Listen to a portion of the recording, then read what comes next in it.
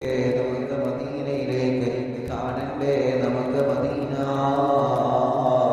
ഉസ്താദിന്റെ കൂടെ ഉംറക്ക് വന്ന പലരും പറയുന്ന വാക്കതാണ്, ഉസ്താദേ ഞങ്ങളെ സ്വലാത്തിലുമ്പ മദീന സ്വപ്നം കാണാറുണ്ട്, സ്വലാത്തിലുമ്പ മദീന മനസ്സിൽ ഞങ്ങളെ കാണാറുണ്ട്, മദീനയുടെ പച്ചക്കൊമ്പ മനസ്സിൽ കരുതിയിട്ടാണ് ഞങ്ങളെ മജ്‌ലിസിൽ ഇരിക്കാറുള്ളത്. അതുകൊണ്ട് തന്നെ ഞങ്ങളെ മദീനയിലെത്തി എന്ന് പലരും സന്തോഷം പറയാറുണ്ട്. ഉമ്മമാരെ, ഒരു ദിവസം പോലും ഒഴിഞ്ഞു പോകരുത് സ്വലാത്ത്. അപ്പമാരെ, ചെറുപ്പക്കാരാ, നിങ്ങളെ ഒരു ദിവസം പോലും ഒഴിഞ്ഞു പോകാതെ നമ്മുടെ ഹബീബിന്റെ പേരിൽ നമ്മളെ സ്വലാത്ത് ചൊല്ലണം. ഹബീബിനെ കാണണോ, ഹബീബിന്റെ പൊരുത്തം വേണോ, ഹബീബായ തങ്ങളുടെ പുണ്യമദീനയിൽ നമുക്ക് വരണം. ഒരുപാട് സ്വാലിഹീങ്ങളെ കൊണ്ടുവരണം. അവർക്കൊക്കെ ഹബീബിനുമായിട്ടുള്ള വലിയ കണക്ഷൻ ഉണ്ടാക്കണം. അല്ലാഹു മുത്ത് തങ്ങളെ പൊരുത്തം അല്ലാഹ് നമുക്ക് തരട്ടെ.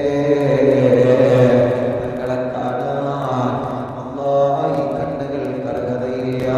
തങ്ങളെ കാണാൻ സാധുക്കളായ ഞങ്ങൾക്ക് തൗഫീഖ് തരണേ അല്ലാഹ്.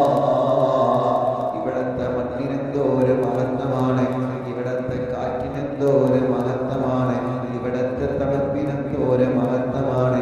ഇവിടത്തെ ഓരോ മണൽത്തരികൾക്കും ഓരോ മഹബത്തിന്റെ കഥകൾ പറഞ്ഞു തരാറുണ്ട്. എന്തോ ഒരു മനോഹരമാണ് മദീന. ഈ മദീനത്ത് ഖൈറുല്ല, നിങ്ങൾക്ക് മദീന ഖൈറാണ്, നിങ്ങൾക്ക് മദീന ഖൈറാണ്. മദീനയെ സ്നേഹിക്കണം. ഹബീബിനെ സ്നേഹിച്ച നാടാണ്, ഹബീബിന്റെ അഭയം നൽകിയ നാടാണ്.